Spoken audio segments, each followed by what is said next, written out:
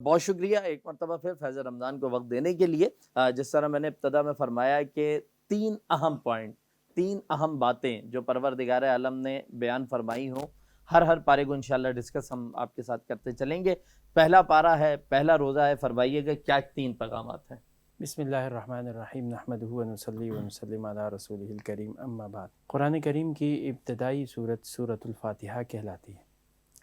سورہ فاتحہ پورے قرآن کریم کا خلاصہ، دیباچہ یا اس قرآن کریم میں بیان کردہ تمام چیزیں جو تمام احکامات ہیں ان کا اجمالی تعارف ہے۔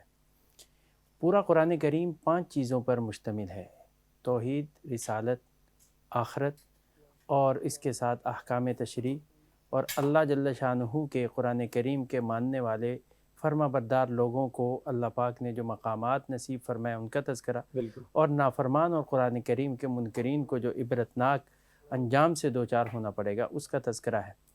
قرآن کریم کی سورہ فاتحہ جو ہے وہ ان ساری چیزوں کو اجمال کے طور پر ذکر کرتی ہے، اور اس کو پورے شر و بس سے قرآن کریم نے پھر آگے ڈسکس کیا ہے۔ بے شک۔ اب اس کے آ جاتے ہیں سورۃ البقرہ۔ بقرہ اس میں جنس ہے، عربی زبان میں گائیں کو کہتے ہیں، بیل پر بھی اس کا اطلاق ہوتا ہے۔ سورہ بقرہ میں ویسے تو قرآن کریم کی یہ وہ صورت ہے جس کے اندر تقریباً 2.5 پاروں پر مشتمل یہ صورت، جس کے اندر اللہ رب العزت نے بہت زیادہ تشریعی احکامات ذکر کیے ہیں۔ لیکن اس پارے کی اگر ہم پہلے پارے کی بات کریں سورہ بقرہ کے، تو اس کے اندر ہم 3 جو مضمون منتخب کریں تو اس میں پہلا مضمون جو بنتا ہے وہ انسانی گروہوں کی تقسیم ہے، نفسیات، استعداد و صلاحیت کے اعتبار سے، جو اللہ پاک نے پہلے پارے کے بالکل ابتدائی 2 رکوع میں ذکر کی ہے۔ ٹھیک ہے۔ اور دوسرا موضوع اگر ہم اس پارے سے لیں تو وہ تخلیق آدم اور خلافت ارضی کا مسئلہ ہے۔ اور تیسری بنیادی چیز جو اس پارے کی تقریباً 83 آیات پر مشتمل مضمون ہے، 123 آیات تک، 40 سے 123 آیات تک 83 آیات پر مشتمل ہے، وہ فرد جرم ہے۔ وہ اللہ پاک کی طرف سے ان جرائم کا تذکرہ ہے جو بنی اسرائیل نے خلافت ارضی کے منصب پر فائز ہونے کے بعد کیے، جس کی بدولت انہیں اس منصب سے معزول کیا گیا۔ تو یہ 3 خاص مضمون ہیں جس کو ہم تھوڑی دیر کے لیے اس کے خلاصے کے طور پر اس کو ڈسکس کریں گے آج۔ پہلا مسئلہ انسانی کی نفسیاتی استعداد و صلاحیت کے اعتبار سے اللہ نے انسانوں کو 3 گروہوں میں تقسیم کیا ہے۔ ٹھیک ہے۔ ایک گروہ تو وہ ہے جو اپنی استعداد و صلاحیت کو بروئے کار لاتے ہوئے، درست سمت پر چلتے ہوئے اللہ کے احکامات کو ماننے کا عہد کرتا ہے۔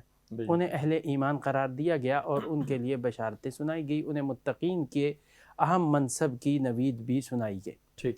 دوسرا گروہ وہ ہے جو علی الاعلان علی الاطلاق اللہ کے احکامات کا باغی بن گیا ہے، اور اس نے بالکل کھلیا اعلانیہ طور پر احکامات الہیہ پر عمل کرنے سے روگردانی اختیار کر لیا۔ انہیں کافرین قرار دے کر ان کے لیے جہنم کی جو ہے وعید سنائی گئی۔ تیسرا گروہ جو تقریباً 13 آیات پر اللہ پاک نے اس کا تذکرہ کیا ہے، وہ گروہ ہے جن کے پاس استعداد صلاحیت تو موجود ہے، لیکن انہوں نے اپنی استعداد و صلاحیت کو غلط جگہ پر استعمال کیا ہے، اس کو صحیح سمت پر، صحیح جگہ پر استعمال کرنے سے گریز کیا ہے۔ وہ کون ہیں؟ وہ معاشرے میں منافقین کہلاتے ہیں، جن کا اللہ رب العزت کی رکھی گئی اس استعداد و صلاحیت کو دنیاوی مفاد، مقامات، دنیا کی چیزوں کے حصول کے لیے استعمال کرنا ہے، اور خود کو ہی سب سے اونچا، بالا اور برتر ثابت کرنا ہے۔ اور جو لوگ ان کی اس نفسا نفسی کی کیفیت کے خلاف کھڑے ہیں انہیں بے وقوف احمق قرار دے کر ان سے خلاصی و جان چھڑانے کی طرف جانا ہے۔ اللہ پاک نے 2 مثالوں کے ذریعے اس گروہ کو بڑے واضح کیا ہے۔ ایگزامپل دیا اللہ پاک نے کہ جیسے بارش ایک جگہ ہو رہی ہو، ٹھٹھرتی سردی کی رات ہو، اس دوران جو ہے ایک آدمی راستہ تلاش کرنے کے لیے کھڑا ہو، اس دوران ایک دم بجلی چمکے، کڑک آئے، اور وہ اس بجلی کی روشنی میں چند قدم چلتا ہے، تو اللہ پاک فرما رہے ہیں کہ ہماری رحمت عامہ کی بدولت یہ اپنی اس استعداد کو دنیا میں خرچ کرنے کی وجہ سے 4 قدم کا فائدہ تو اٹھا سکتے ہیں، لیکن بالآخر ان کو گھپ اندھیروں یعنی جہنم اور آخرت کے عذاب سے دوچار ہونا پڑے گا۔ دوسری مثال، جیسے کوئی آدمی اسی طریقے سے کسی جگہ کھڑا ہو اور وہ راستے کی رہنمائی کے لیے آگ کا الاؤ روشن کرے اور پھر اس روشنی کو ایک دم بجھا دیا جائے، تو جس طرح وہ اپنا سب کچھ کیا کرایہ کھو دیتا ہے، ایسے ہی آخرت میں دنیا کے مفاد میں اپنی استعداد اور صلاحیتیں لگانے والے سب کھو دیں گے۔ ایک تو یہ اللہ پاک نے اس مضمون کو ذکر کیا ہے۔ دوسرا مضمون جو ہے آدم علیہ السلام کی تخلیق اور خلافت عرضی۔ اللہ پاک نے آدم علیہ السلام کی تخلیق کو اس زمین پر اپنے نائب کے طور پر بیان کیا ہے کہ تخلیق آدم کا بنیادی مرکز یا بنیادی مقصد جو ہے اس زمین پر اپنی نیابت کے لیے حضرت انسان کو مقرر کرنا ہے۔ اللہ پاک کی خلافت کا جو منصب ہے وہ سب سے پہلے بلا واسطہ حضرات انبیاء کرام علیہ السلام کو حاصل ہوتا ہے۔ حضور اکرم نبی کریم سرور دو عالم صلی اللہ علیہ وسلم کی دنیا سے پردہ فرمانے کے بعد اب یہ منصب جو ہے نبوت کے منہج پر خلافت راشدہ کے نظام کے طور پر عام مسلمانوں کو سونپا گیا ہے۔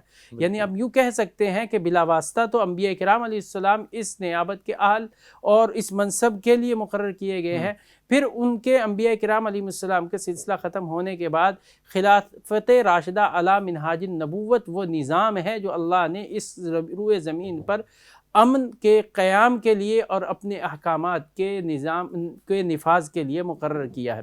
دنیا میں ہم دیکھتے ہیں کہ انسانوں نے بہت سارے نظام وضع کر رکھے ہیں، کہیں جمہوریت ہے، کہیں کچھ ہے، کہیں صدارتی نظام ہے، کہیں کوئی نظام ہے، لیکن ان تمام نظاموں کا اگر ہم جو ہے بغور جائزہ لیں، مطالعہ لیں، اس کو دیکھیں، معائنہ کریں، تو ہمیں نظر آئے گا کہ یہاں انسان کو سپرمیسی تسلیم کرتے ہوئے نظام کو نافذ کرنے کی کوشش کرتا ہے، اور یہ یقینی بات ہے کہ انسان ناقص ہے، کمزور ہے، وہ کبھی بھی اپنے آپ کو سپرمیسی کے منصب پر فائز کر ہی نہیں سکتا۔ اس لیے پورے دنیا کے اندر جتنے بھی نظام جو ہے لائے گئے اور ان کو وضع کر کے دنیا پہ نافذ کرنے کی کوشش کی گئی، وہاں سے انسانیت کو کبھی خیر نہیں ملی، انسانیت کو بہتری اور فلاح نہیں ملی۔ خلافت راشدہ کا جو نظام ہے اس کے اندر بنیادی جو تصور ہے وہ یہ ہے کہ سپرمیسی اور حاکمیت صرف اللہ کی ہے۔ اللہ رب العزت کی حاکمیت کے تحت انسانوں کے لیے محض منصوبہ سازی، ترتیب سازی اور اسباب کے درجے میں ان کے ساتھ جو ہے ریلیشن شپ رکھ سکتا ہے۔ یہ ہے بنیادی فرق۔ پھر اس کے بعد انسان جو یہ ریلیشن شپ رکھے گا، یہ رعایا یا حاکم کا جو مسئلہ ہوگا، یہ بھی ایک شورئی نظام کے تحت ہے۔ کہنے کو تو ہمارے ہاں جو نافذ جمہوریت ہے، جو ایک طاغوتی نظام ہے، وہ بھی شورئی نظام کہلاتا ہے، ایک پارلیمنٹ ہوتی ہے، لیکن اسلام کے شورئی نظام اور جمہوریت کے درمیان بنیادی فرق ہے۔ وہ فرق یہ ہے کہ وہاں شورا کے لیے ہر ایرا غیرہ جو ہے اہل نہیں ہوتا۔ شورئی نظام کے اندر ممبر جو منتخب ہوتا ہے وہ اہلیت کی بنیاد پر ہوتا ہے۔ وہاں ووٹ خرید کر، وہاں نوٹوں کے ساتھ جو ہے آپ ممبرشپ خرید نہیں سکتے، ممبرشپ کے اہل نہیں بن سکتے۔ وہاں آپ کی استعداد، صلاحیت بروئے کار لائی جائے گی، اس کی بنیاد پر ایک شورئی نظام قائم ہوگا۔ اس شورئی نظام کے اندر بھی یہ نہیں ہے کہ جہاں پر اکثریت نے فیصلہ دے دیا ہے کہ آپ اس کے ماننے کے مجاز ہیں۔ جو حاکم وقت ہے، خلیفہ وقت ہے، وہ اس اتھارٹی رکھتا ہے کہ شورئی نظام کو قبول کرنے کے لیے یا اس پر فیصلہ کرنے کے لیے بائنڈ نہیں ہے، جبکہ ہماری پارلیمنٹ یا جمہوری نظام کے اندر یہ کہا جاتا ہے کہ اکثریت جو ہے وہ جو فیصلہ کر دے گی اس کو نافذ کرنا آپ کے لیے ضروری ہے، وہ بائنڈنگ ہے، وہ ان کے تمام معاملات۔ تو یہ بنیادی خلافت عرضی کا نظام ہے۔ اس وقت دنیا کے اندر جتنے بھی معاملات ہیں اگر ہم دیکھیں تو نظام کی یہ خرابی بنیاد ہے جو انسانیت میں امتیازی سلوک برت رہی ہے۔ انسانیت کا ایک طبقہ جو ہے بہت اعلیٰ منصب پر اور بہت اعلیٰ پرتعیش لائف سٹائل کے ساتھ ہے اور ایک بالکل کسمہ پرسی کی زندگی گزار رہا ہے۔ تو اگر ہم نے اس کو درست کرنا ہے تو اس کے لیے خلافت راشدہ کے نظام کی طرف ہمیں جانا پڑے گا، اس کے بغیر دنیا کو اس قسم کا امن نہیں دیا جا سکتا۔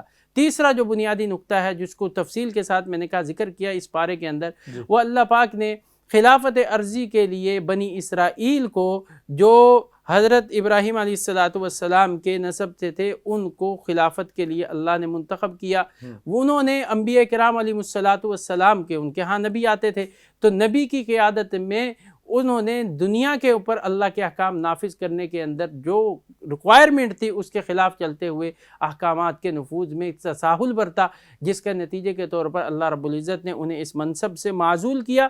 اللہ رب العزت نے اس منصب سے معزولی کی یہاں پر 40 ان کی بنیادی نکات جسے ہم کہہ سکتے ہیں 40 جو ہے فرد جرم ہیں جو اللہ نے بنی اسرائیل پر نافذ کی ہے. وقت نہیں ہے کہ اس کی تفصیل میں جایا جائے. اجمالی طور پر میں ان 40 جو ہے نکات کا تہاں تذکرہ کر دیتا ہوں. اللہ رب العزت نے یہاں پر ایک جو جرم ان کا جو ہے یہاں پر ان پر لگایا ہے وہ کہ اللہ اور اس کے رسولوں کی نافرمانی کرتے تھے، حدود سے تجاوز کرتے تھے. دوسرا، بغیر ایمان اور عمل کے صرف نسبت پر فخر کیا کرتے تھے. تیسرا، وہ ایمان کے بعض احکامات کو مانتے تھے اور بعض احکامات کے منکر تھے. چوتھا، خواہشات نفسانی کو اپنا معبود بنانا. اور اسی طریقے سے پانچواں، حق کو چھپانا. چھٹا جو ہے حق اور باطل کو خلط ملط کرنا. ساتواں، دین میں تحریف اور دین فروشی. اور آٹھواں جو ہے حرص اور بے صبری. نواں، جھوٹ، دھوکہ، خیانت. 10واں جو ہے بخل اور بخل کی ترغیب دینا. انبیاء کرام علیہ السلام پر عدم اعتماد. دوسروں کو نصیحت کرتے تھے، خود میاں فضیحت تھے. جہاد سے روگردانی کرتے تھے، عہد شکنی کرتے تھے، احکامات الہی کے اندر جو ہے بلا چو چراں جو ہے تسلیم کرنے کے منکر تھے. اپنے گناہوں کو دوسروں کے سر پر ڈالنا یہ بھی ان کے جرائم میں شامل تھا. حرام خوری ان کی گھٹی میں پڑی ہوئی تھی. سود خوری کو اپنا شیوا بنائے ہوئے تھے. حسد اور ضد کی وجہ سے آپس میں فرقہ واریت کرتے تھے. قتل و غارت گری ان میں عام تھی. حرص اور بزدلی ان کے اندر آ گئی تھی. حق کو پہچان کر بھی اس کا انکار کیا کرتے تھے اور احکامات الہیہ پر انتہائی رقیق اعتراضات اور حملے کیا کرتے تھے. فرشتوں کے درمیان تفریق کر کے کسی کو دوست کسی کو دشمن قرار دیتے تھے. اور اسی طریقے سے دولت کے پجاری تھے. اللہ فرما رہے ہیں اللہ کے نے جن کو ان کا ولی مقرر کیا تھا اس کے حکم کی روگردانی کرتے تھے. امر بالمعروف و نہی عن المنکر نہیں کیا کرتے تھے. جادوگری ان کا شیوا بن چکی تھی. اور انبیاء کرام علیہ السلام کی توہین اور گستاخی اور ان کے قتل جیسے جرائم کے بھی مرتکب تھے. اللہ نے یہ تقریباً 40 کے قریب ان کی جو ہے وہ بیماریاں ذکر کی ہیں. اب اگر ہم اوورآل ان ساری بیماریوں کو دیکھیں تو اب یہ بیماریاں رفتہ رفتہ مسلمانوں کے اندر بھی سرایت کر چکی ہیں. اللہ کے نبی صلی اللہ علیہ وسلم نے فرمایا، آپ کی حدیث ہے سنن ترمذی میں موجود ہے، آپ نے فرمایا میری امت پر ایک ایسا دور آئے گا، میری امت بھی بنی اسرائیل کے نقش قدم پر ایسے ہی چلے گی، حذو النعل بالنعل. فرمایا جیسے ایک جوتا دوسرے جوتے کے برابر ہوتا ہے ایسے چلیں گے. اللہ کے نبی نے اس قدر تنبیہ فرمائی. فرمایا اگر ان میں کوئی شخص ایسا تھا جس نے اعلانیہ طور پر ماں سے بدکاری کی تھی تو میری امت میں بھی ایسے لوگ پیدا ہو جائیں گے. محارم کی جو اللہ رب العزت نے حدود رکھی ہیں اس کو پامال کر دیں گے. فرمایا اس میں ان میں 72 فرقے پیدا ہوئے تھے، میری امت میں 73 پیدا ہوں گے. صحابہ نے پوچھا ما ہی یا رسول اللہ، کون سا فرقہ جو آپ نے فرمایا ایک جو ہے بچے گا الا واحدہ. صحابہ نے پوچھا اصلا وہ جو ایک ناجی فرقہ ہوگا وہ کون سا ہوگا؟ فرمایا ما انا علیہ و اصحابی، جس پر میں اور میرے جانثار وفادار صحابہ کرام ہیں. اگر کوئی اس سے روگردانی کرے گا وہ بنی اسرائیل کی طرح جو ہے شریعت اور دین کی پامالی کا مرتکب ہوگا. اگر ہم آج دیکھیں تو یہ ساری کوٹ کوٹ کر مسلمانوں میں خیانت ہے اور بددیانتی ہے، قتل و غارت گری ہے اور اعتراض ہے اسلام اور اسلام کے احکامات پر، اور الحاد جو ہے بڑی تیزی سے پھیلتا چلا جا رہا ہے. اگر اللہ رب العزت نے بنی اسرائیل کو ان کے ان جرائم کی وجہ سے معتوب قرار دے کر ان کو کہا فباؤ بغضب من اللہ، یہ اللہ کی غضب سے جو ہے ٹھکرا دیے گئے ہیں، تو ہم بھی کوئی اللہ کی طرف سے کوئی خاص رشتہ داری نہیں رکھتے. ہم بھی مخلوق ہیں. اس لیے پورے عالم میں اس وقت مسلمانوں کی جو زوال ہے، مسلمان جس ذبوحالی کا شکار ہیں، جس طریقے سے مسلمان جو ہے ہر جگہ پٹ رہے ہیں دنیا کے ممالک کے اندر، اس کی بنیادی وجہ یہ ہے کہ ہم نے اس گائیڈ لائن کو چھوڑ دیا ہے جو اللہ کے نبی ہمیں دے کر گئے تھے. اگر آج بھی ہم دین کو اسی نہج پر لے کر چلیں گے تو انشاءاللہ آج بھی پوری دنیا کے اندر، خطہ ارضی کے اندر اللہ نے مسلمانوں کو بڑے ہی خوبصورت اور بہت ہی ترقی یافتہ خطے عطا فرمائے ہیں. شام جیسا علاقہ مسلمانوں کے پاس ہے، اور جو یمن جیسا علاقہ مسلمانوں کے پاس ہے. آپ دیکھ لیں پوری دنیا کے اندر جتنے بھی مادی ترقی کے وسائل و اسباب ہیں سارے مسلمانوں کے پاس موجود ہیں. کمی کیا ہے؟ وہ کمی یہی ہے کہ وہ گائیڈ بک جو تھی قرآن کریم کی شکل میں جو دی گئی تھی، ہم نے اس سے رہنمائی لینا چھوڑ دی ہے، اس سے روگردانی کر لی ہے. اگر آج بھی ہم چاہتے ہیں کہ ہمیں ترقیاں نصیب ہو تو اس کے لیے ہمیں اس گائیڈ بک کو لے کر چلنا ہوگا. رمضان المبارک کے مہینے کو اسی گائیڈ بک کے ساتھ جوڑا گیا ہے مسلمانوں کے ساتھ. میں آج اس پروگرام کے توسط سے اپنے تمام مسلمان بھائیوں سے ریکویسٹ کرتا ہوں، درخواست کرتا ہوں کہ وہ اس قرآن کریم کو حرز جاں بنائیں. آج سے اپنے ساتھ عزم کریں کہ میں زندگی کے ہر معاملے میں قرآن کریم سے رہنمائی لینے کی کوشش کروں گا. اللہ پاک ہمیں ان معاملات کو، قرآن کے احکام کو سمجھ کر اس پر عمل کی توفیق عطا فرمائے.